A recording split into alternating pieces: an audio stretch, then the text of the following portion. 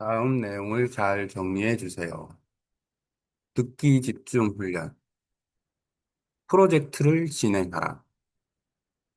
우리가 외국어를 배울 때 듣기가 강조가 되는 이유는 듣기가 돼야 말하기도 좋고 발음도 좋아지고 의사소통도 가능해지고 대화를 통해서 더 많은 영역으로 확대를 할 수 있고 그렇습니다. 그래서 듣기가 중요한데 보통 우리가 듣기 공부를 어떤 거에 비유하냐면 어린 아이들이 언어를 공부하는 거에 비유를 해요. 아니면 비교를 하든지. 실제로 내가 베트남어를 공부를 지금 한 2년 가까이 하고 있는데 아직도 듣기가 안 된다. 근데 아이들 같은 경우는 뭐 듣기가 되는 의사소통이 되는 게 뭐 이제 한 3살, 4살 요 정도 되겠죠. 근데 중요한 차이가 뭘까? 그 아이와 나의 차이는 중요한 게 뭘까? 자, 아이가 1살, 2살 때부터 능동적으로 나는 들을 거야 하면서 듣나요?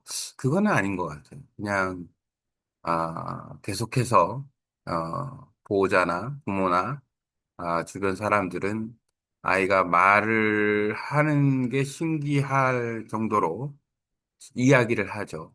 말을 해봐, 이런 식으로. 그러면 아이는 듣고 그걸 따라하고 그런 과정을 거쳐서 능력이 확장되는 거니까 아이가 능동적으로 막, 난 이거 들을 거야. 이런 아이는 극소수일 거예요. 그런 아이들은 아마 천재의 기질이 있지 않을까 생각이 듭니다. 왜냐하면 완전히 비어 있는 상태에서 뭔가 인풋을 계속 하려고 하는 의도가 있는 아이들 같은 경우에는 상당량의 지식이 빨리 쌓일 수 있으니까 완전히 백지 상태의 대용량 컴퓨터에다가 데이터를 집어넣는 거하고 똑같으니까. 근데 대부분의 아이들은 능동적이지가 절대 않다. 수동적이다. 그냥 환경에 따라서 가는 거다. 나는 어떤가? 그러니까 어른의 입장에서 적어도 학생들 기준으로 따지면 만약에 중학교 때, 고등학교 때 이제 제2 외국어를 배운다고 치면 그것까지 지금 어른이 된 상태에서 내가 베트남어를 배우니까 베트남어를 배우기 시작한 것은 이제 3년. 베트남하고 관련이 있기 시작한 건 이제 한 8년, 9년 이렇게 되는 거예요. 그 전에는 베트남어는 뭐 하얀 전쟁, 뭐 베트남 전쟁 또는 뭐 학교를 외국어대 나왔으니까 베트남어 학과가 있어서 조금 후배들이 있어서 관심을 갖는 정도 이런 정도가 다였는데 그 이후에는 이제 베트남어를 공부할 생각도 안 했어요. 왜냐하면 영어로 관광업 종사하는 사람들하고 소통할 수 있으니까. 그러다가 AI가 나온 이후에 베트남어를 공부하자 이렇게 해서 1년 해보고 할 수 있냐 없냐를 판가름해보자. 왜냐하면 외국어를 공부하는 게 아주 어려운 일이라는 걸 알기 때문에 사실 선뜻 도전하기가 쉽지가 않았어요. 근데 결론은 뭐냐? 하자입니다.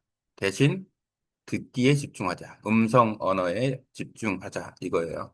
그래서 지금도 듣기, 말하기, 발음 개선에 계속 집중하고 있는데 쉽진 않아요. 하지만 1년 정도 남았는데, 목표가 3년이라서.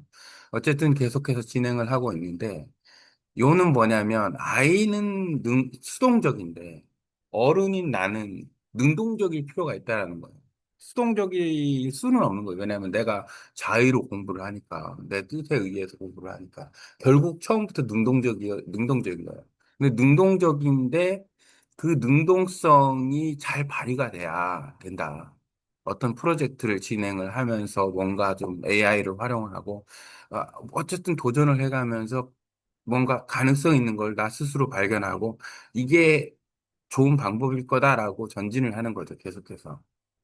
그러니까 얼만큼 능동적일 수 있느냐. 능동적일 수밖에 없지만 능동적인 것에 차이가 있다. 아이와 내가 그 언어를 배우는 거에는 아이는 약간 수동적인 부분이 있고 나는 외국어를 배우는 입장에서 능동적인 부분이 있다. 아이가 전부 수동적이라는 건 아니에요. 100%. 환경적인 측면에서 수동적이다는 거지. 아이 입장에서도 자기가 알고 싶어져 하는 거는 능동적인 건 맞는 거고. 그래서 비교하자면 그렇다. 왜냐하면 어른 입장에서는 능동적으로 해야 되는데 그 능동적으로 하는 과정 자체는 어떤 그냥 막연하게 따라가는 주어진 과정만 따라갈 게 아니라 내가 의도적으로 뭔가를 갖다가 계획하고 그거를 완성하고 또 표현하고 정리하고 이런 과정을 통해서 AI 도움을 받으면서 하게 되면 충분히 가능성이 있다. 이렇게 생각이 듭니다.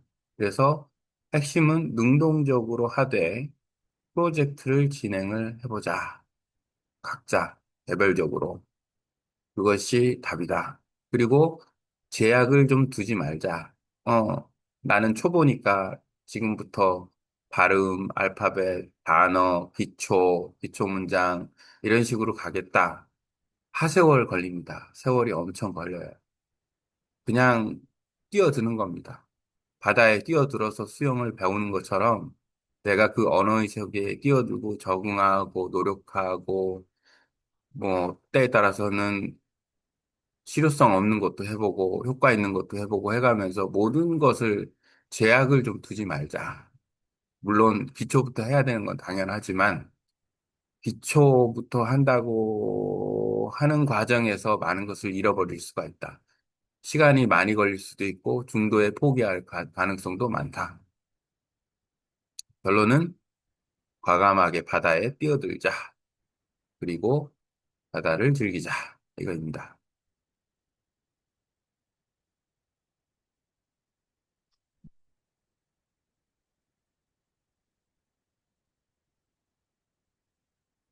그래서 오늘 날씨가 아주 쌀쌀하니 생각난 김에 한 말이라서 약간 두서가 없지만 이 부분이 좀 중요한 것 같아서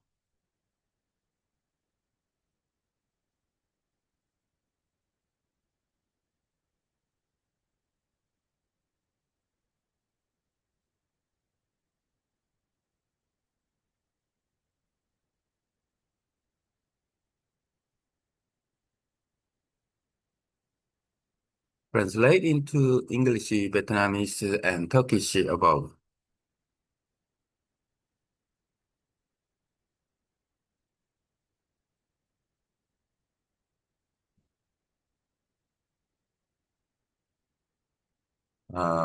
이렇게 말한 것을 내가 정리를 함으로써 오는 효과는 어떤 게 있냐면 예, 뭔가 정리가 되는 느낌? 내가 단계적으로 어, 그러니까 쉽게 말하면 처음 얘기할 때는 뭐 구구절절 얘기를 해요.